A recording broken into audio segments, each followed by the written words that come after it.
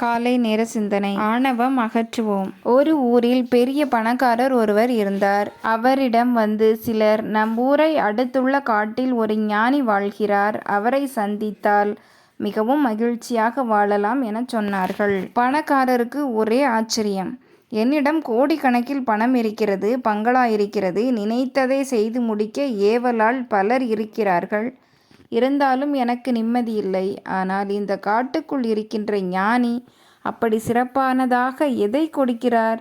அவரை போய் பார்ப்போமா என நினைத்தார். அடுத்த நாள் அதிகாலை வேளையில் காட்டில் வாழும் ஞானியை பார்க்க ஆவலாய் புறப்பட்டார். ஞானி வாழ்ந்த குடிசையின் கதவு மூடப்பட்டு இருந்தது.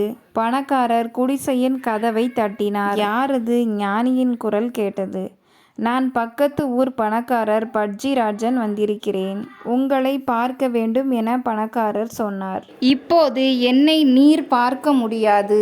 நான் செத்த பிறகு என்னை வந்து பாருங்கள் என கதவை திறக்காமலேயே ஞானி சொல்லிவிட்டார்.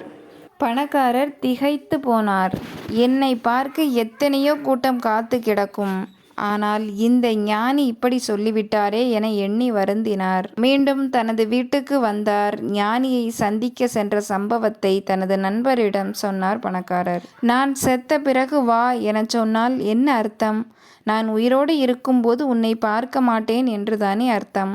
அவர் செத்த பிறகு அவரை சந்தித்து எனக்கு என்ன லாபம் என கேட்டார் பணக்காரர். சம்பவ நிகழ்வுகளை கூர்ந்து கவனித்த நண்பர், நான் செத்த பிறகு வா என்றால் வேறொன்றும் இல்லை. நான் என்ற ஆணவம் நீங்கிய பின்பு என்னை வந்து பார் என அர்த்தம் கொள்ள வேண்டும். ஞானியின் குடிசை கதவை தட்டி, நான் பக்கத்து ஊர் பணக்காரர் பச்சிராஜன் வந்திருக்கிறேன் என சொன்னதால்தான் அவர் நான் என சொல்லும் ஆணவத்தை அகற்றிவிட்டு வரச் சொல்லி இருக்கிறார் என விளக்கினார். பணக்காரருக்கு விவரம் புரிந்தது. அடுத்த நாள் ஞானியின் குடிசைக்கு வந்து, ஐயா, உங்களை பார்க்க வந்திருக்கிறோம் என பணிவுடன் சொன்னார். ஞானி கதவை திறந்து வெளியே வந்தார். உலகில் நம்மை எளிதில் வீழ்த்தும் ஆயுதம் நான் என்ற ஆணவம்தான். இந்த ஆணவத்தை என்று நீ வீழ்த்துகிறாயோ அன்று உனக்கு மகிழ்ச்சி தானாக வந்து சேரும் என்றார் ஞானி. ஆணவம் மன மகிழ்ச்சியை கெடுத்து விடுகிறது. ஆணவத்தால் பேசப்படும் வார்த்தை பலரை காயப்படுத்துகிறது.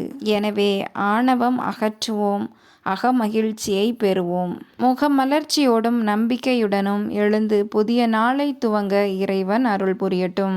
நல்லதே நினைப்போம், நல்லதே நடக்கும். நல்ல எண்ணங்களுடன் இன்றைய நாளை தொடங்குவோம். இந்த நாள் இனிய நாளாகட்டும். வாழ்க வளமுடன். நன்றி.